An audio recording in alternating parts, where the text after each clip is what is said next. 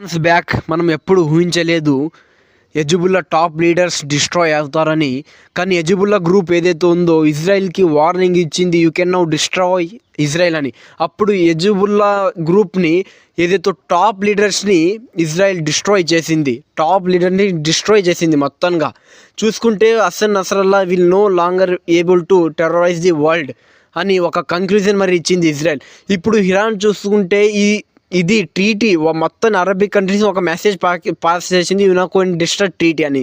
తర్వాత చూసుకుంటే organisation of a Islamic corporation మరి you can now discuss about this Hezbollah situation గురించి discuss చేసుకుందాం వాళ్ళ మీద అంటున్నారు. ఇంకా చూసుకుంటే ఇజ్రాయెల్ సిరియా మీద, ఇరాన్ మీద ఎప్పుడు అటాక్ చేస్తుందో తెలీదు. కానీ ఇజ్రాయెల్ ఇప్పుడు చేస్తున్న స్ట్రైక్స్ వల్ల మన దేశంలో, మన ప్రపంచంలో ఏదైతే నెక్స్ట్ వార్స్ అవ్వడానికి ఒపీనియన్ ఏదో తెలపండి. అండ్ ఇజ్రాయెల్ ఎలాంటి పరిస్థితి చేయడం మంచిదా కాదా మరి కామెంట్లో తెలపండి. జై హింద్.